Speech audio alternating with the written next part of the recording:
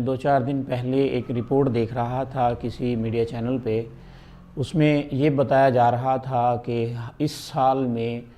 دل کے امراض کی جو فہرست ہے وہ بڑی ہے، یا دوسرے لفظوں میں یوں سمجھیں کہ اس سال پچھلے سالوں کی نسبت زیادہ لوگ دل کے امراض میں یا کورونری ہارٹ ڈیزیز میں مبتلا ہوئے ہیں، CHD یا کارڈیو ویسکولر ڈیزیز. تو یہ رپورٹ کسی ایک چینل پہ چل رہی تھی، اور وہ فیصل آباد کے FIC جو ہاسپٹل ہے، فیصل آباد انسٹیٹیوٹ آف کارڈیولوجی، تو وہاں پہ نمائندہ ڈاکٹر صاحب وہ اس ساری ڈیٹیل کو بتا رہے تھے کہ پچھلے سال کی نسبت اس سال دل کے امراض کی شرح میں تقریباً 40-50% اضافہ ہوا ہے. یعنی کہ یوں سمجھیں کہ اگر پچھلے سال میں دل کے مریضوں کی جو انٹری ہاسپٹل میں ہوئی، اگر وہ فرض کریں 2 لاکھ تھی، تو اس سال وہ 2.5 لاکھ کے قریب پہنچ چکی ہے. تو میں دیکھ رہا تھا اس رپورٹ کو، اور دیکھتے ہی میرے دل میں خیال آیا، میں نے سوچا کہ یار کیا ہو گیا ایسا کہ ہم تو ترقی کرتے جا رہے ہیں، دن بدن ہماری ٹیکنالوجیز ترقی کرتی جا رہی ہیں، ہماری غذا پہلے سے عمدہ صاف اجلی ہوتی جا رہی ہے، ہماری ادویات پہلے سے بہترین ہوتی جا رہی ہیں، ہماری ڈائگنوسٹک ٹیکنالوجیز بہتر سے بہترین ہوتی جا رہی ہیں، لیکن کیا وجہ ہے کہ دل کے امراض میں پہلے سے بہت زیادہ اضافہ ہو گیا، اور بہت زیادہ لوگ جو ہیں وہ دل کی وجہ سے پریشان ہونا شروع ہو گئے ہیں، یا بہت سارے ہمارے پیارے ناظرین کے دل پریشانیوں میں مبتلا ہو گئے ہیں. تو اسی بات کو دیکھتے ہوئے، اسی فکر کو لے کے میں نے سوچا کہ چلیں آپ کے لیے ایک سلسلہ ڈیزائن کرتے ہیں، آپ کچھ سلسلے ریکارڈ کرتے ہیں جس میں ہم یہی باتیں کریں گے کہ کیا وجوہات ہیں کہ دل کے امراض بڑھ رہے ہیں، اور دل کے امراض ہوتے کیا ہیں. تو آج کا سلسلہ ہمارا اسی ٹاپک میں پہلا سلسلہ ہے. تو آج کے سلسلے میں ہم بات کریں گے ہارٹ اٹیک پہ، یا دل کا فیل ہو جانا. تو پیارے ناظرین، یہ ایک بہت ہی کامن سی بیماری ہے، یا ایک عام علامت ہے کہ دیکھنے میں آتا ہے کہ آپ کا ایک بہت ہی پیارا عزیز دوست ہے، ابھی آپ کے پاس سے اٹھ کے گیا ہے، تو 10 منٹ بعد آپ کو خبر آ جاتی ہے کہ جناب زید کو دل کا دورہ پڑا اور وہ خالق حقیقی سے جا ملا.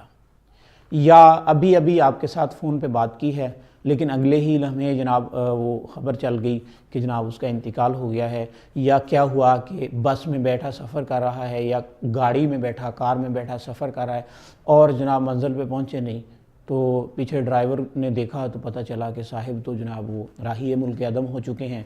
تو مطلب بات کرنے کا مقصد ہے کہ یہ ایک ایسی علامت ہے جو بڑی کامن ہے، اور فوراً اس سے جان چلی جاتی ہے. تو اس پہ ہم بات کریں گے. پیارے ناظرین، دل جو ہے نا، دل یہ آپ کے جسم کا سب سے مرکزی عضو ہے، سب سے مرکزی اور بنیادی عضو ہے. بیسیکلی سٹرکچر کے حساب سے یہ ایک مسکولر آرگن ہے، مسل بیس آرگن ہے. اور پیارے ناظرین، یہ آپ کے جسم کا سب سے محنتی عضو ہے، سب سے محنتی عضو ہے. یہی ایک ایسا عضو ہے، یہی ایک ایسا آرگن ہے کہ جو آپ اگر سو رہے ہوں تب بھی کام کر رہا ہے، اگر آپ جاگ رہے ہوں تب بھی کام کر رہا ہے، اگر آپ فکر مند ہیں تب بھی کام کر رہا ہے، اگر آپ خوش ہیں تب بھی کام کر رہا ہے، اگر آپ دوڑ رہے ہیں تب بھی کام کر رہا ہے. یعنی کہ کوئی ایسا لمحہ نہیں ہے جس میں یہ اپنے کام سے بے خبر ہو جائے، یا اپنے کام سے یہ استثناء حاصل کر لے. تو اب ہوتا کیا ہے، دیکھیں کہ ہمیں غور کرنا ہے کہ پہلی بات تو یہ ہے کہ ہارٹ اٹیک ہوتا کیا ہے. تو پیارے ناظرین، آپ کے سارے جسم کو اور آپ کے سارے جسم کے اندر پھیلے ہوئے لاکھوں کروڑوں اربوں خلیات کو، اور ان خلیات کی زندگیوں کو قائم رکھنے کے لیے، اور آپ کے سارے جسم کی ایک عضو کو اور ایک حصے کو زندہ رکھنے کے لیے جو ان کی غذائی ضروریات ہیں وہ آپ کے دل ہی نے ان تک منتقل کرنی ہوتی ہیں. سادہ لفظوں میں اگر آپ دل کو آپ کے جسم کا پمپ سمجھیں، تو یہی بہتر ہوگا، کیونکہ یہی ایک ایسا پمپ ہے یا ایک مرکزی مقام ہے یا ایک سپلائی اسٹیشن ہے کہ یہاں سے سارے جسم کے سارے خلیات اور سارے اعضاء کی غذا سپلائی کی جاتی ہے۔ تو یہ اسی لیے ایک ایسا آرگن ہے، یہ اسی لیے ایک ایسا عضو ہے کہ جس کو کبھی بھی آرام نہیں ہے۔ 2 منٹ سے زیادہ اگر یہ آرام کر لے تو پھر اگلا آرام مستقل ہو جاتا ہے۔ تو کیا ہوتا ہے کہ جناب ایک اچھا بھلا انسان جاتا جاتا اس کو ہارٹ اٹیک ہوا، وہ گرا اور وہیں پہ اس کی ڈیتھ ہو گئی۔ تو آج کے اس سلسلے میں ہم یہی سمجھیں گے کہ ہارٹ اٹیک ہوتا کیا ہے۔ بنیادی طور پہ ہارٹ دل کو کہتے ہیں اور اٹیک حملے کو کہتے ہیں، تو اس میں عام طور پہ یہ بھی کہا جاتا ہے کہ دل فیل ہو گیا، دل فیل ہو گیا۔ تو دل کیسے فیل ہوتا ہے؟ جس طرح دل آپ کے سارے جسم کو، سارے جسم کے ایک ایک خلیے کی غذائی ضروریات فراہم کرتا ہے، اسی طرح دل اپنی ضروریات کے لیے بھی کچھ اپنے آپ کو سپلائی کرتا ہے۔ یعنی ہوتا یوں ہے کہ جب دل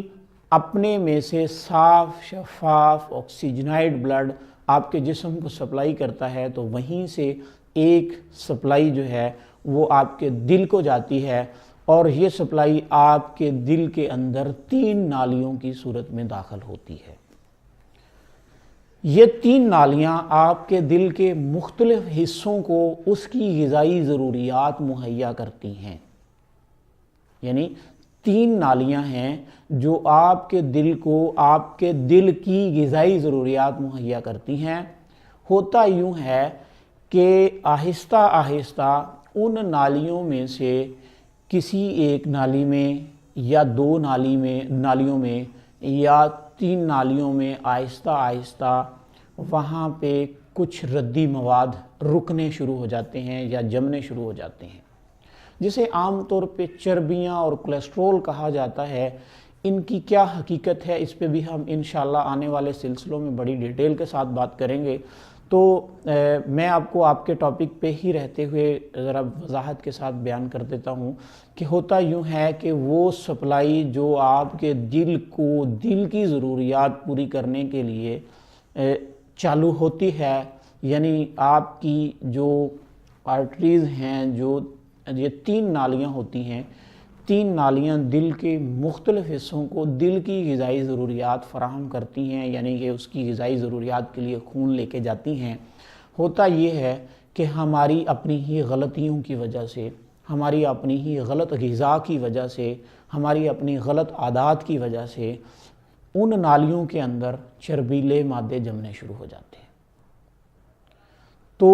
آہستہ آہستہ آہستہ آہستہ ان نالیوں میں بلاکیج بڑھتی رہتی ہے۔ اب ایک حقیقت یہ ہے، ماہرین کہتے ہیں کہ دل کو عام نارمل روٹین میں جتنا بلڈ سپلائی کیا جاتا ہے، یعنی جتنا بلڈ نارمل روٹین میں دل کو سپلائی کیا جاتا ہے، تو دل کی اپنی ضرورت اس میں سے صرف 20% ہوتی ہے۔ یعنی کہ اگر 100 ml بلڈ جو ہے وہ بلڈ کو وہ ہارٹ کو آپ کے سپلائی ہوا ہے، تو اس میں سے 20 ml ہی آپ کے دل کی ضرورت ہے، باقی واپس چلا جاتا ہے۔ تو کیا ہوتا ہے کہ بلاکیج تو آ گئی، آپ کی نالیوں میں رکاوٹ تو بننی شروع ہو گئی،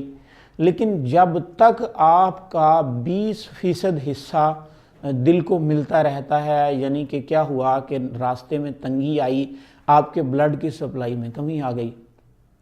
کمی آتے آتے وہ جناب 70% پہ آ گئی، وہ جناب 60% پہ آ گئی، وہ 50% پہ آ گئی، 40، 30، 20% تک جب سپلائی بحال رہتی ہے تو آپ کا دل ٹھیک رہتا ہے، وہ کام کرتا رہتا ہے، گو کہ اسے مشکلات آتی ہیں۔ لیکن ہوتا یوں ہے کہ جب اس کی وہ 20% سپلائی بھی معطل ہو جاتی ہے، یعنی کیا ہوا کہ کوئی کلاٹ آیا، اس نے سارے راستے کو مسدود کر دیا، یا کوئی کلاٹ آیا، اس نے جناب وہ ساری نالی کے اندر جم کے اس راستے کو بند کر دیا، یا ہوا کیا کہ جو آپ کی نالیوں کے اندر وہ جو ایک لیئر بننا شروع ہوئی تھی، یاد رکھیں کہ نالیوں کے اندر ایک لیئر ہوتی ہے، ایک ممبرین ہوتی ہے، وہ